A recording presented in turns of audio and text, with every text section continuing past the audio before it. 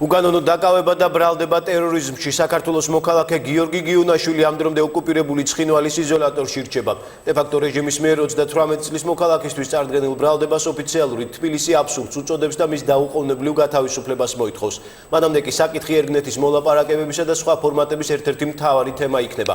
უკანონო პატიმრობაში მყოფი მოქალაქის საქმეზე საერთაშორისო ორგანიზაციებს მაქსიმალური ჩართულობისკენ მოუწოდებს პრეზიდენტის ადმინისტრაცია.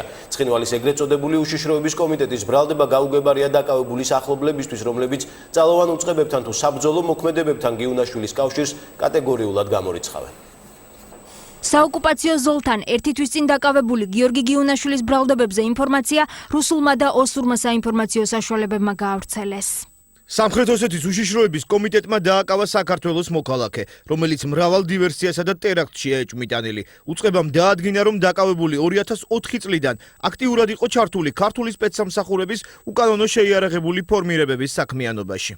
სპუტნიკის სტატიაში საოკუპაციო რეჟიმის ეგრეთ წოდებულ უშიშროებაზე დაყრდნობით ნათქვამია, რომ გიუნაშვილს 2007 წელს ცხინვალის რაიონის სოფელ ხელჩუაში ხალხმრავალ ადგილას ხელყუმბარის აფეთქება და ოსის სამხედროებისთვის ცეცხლის გახსნა ედება ბრალად, რა დროსაც ერთი სამხედრო დაიღუპა, მეორე კი მძიმედ დაიჭრა.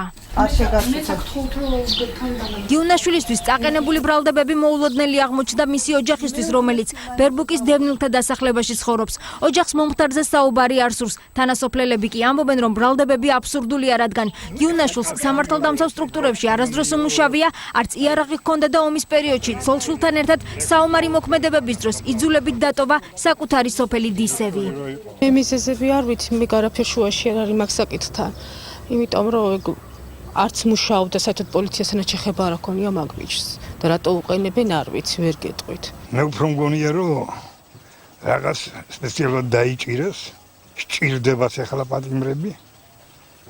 პოლიტიკური თამაშისთვის და ეგ არის. ადგილობრივებს დღემდე ეგონათ, რომ გიუნაშვილი ოკუპირებულ სოფელ დისევთან ეგრეთ წოდებული საზღვრის გადაკვეთის ბრალდებით დააკავეს.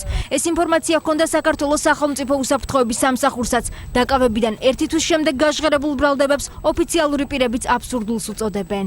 საუბედურო ძალიან ბევრ ადგილობრივს აკავებენ ხოლმე, მიყავთ ცხინვალის იზოლატორში და შემდგომ გარკვეული თანხის გადახდის საფასურად ათავისუფლებენ. ამ პირთან დაკავშირებით ეს არ მოხდა, რის გამოც IPRM-ზე მოხდა 28 ივნისს ეს საკითხი.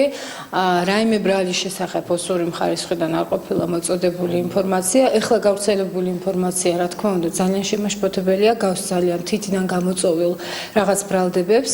საქართველოს მოქალაქის დაკავებას პრეზიდენტის ადმინისტრაცია გამოეხმაურა. ადმინისტრაცია საერთაშორისო მისიებსა და პარტნიორებს მიმართავს. მსგავსი ფაქტების პრევენციის მიზნით, რა თქმა უნდა, საჭიროა ავამოქმედოთ ყველა საერთაშორისო მექანიზმი და პრეზიდენტი მოუწოდებს საერთაშორისო მისიებს, ასევე ჩვენს პარტნიორებს, რომ მაქსიმალურად ჩაერთონ აი ამ პროცესში. 38 წლის გიორგი გიუნაშვილის უკანონო დაკავების საკითხის დაყენებას საქართველოს მთავრობის წევრები ერგნეთის მორიგ შეხვედრაზე აპირებენ. ქართული მხარე საკუთარი მოქალაქის დაუყოვნებლივ გათავისუფლებას მოითხოვს.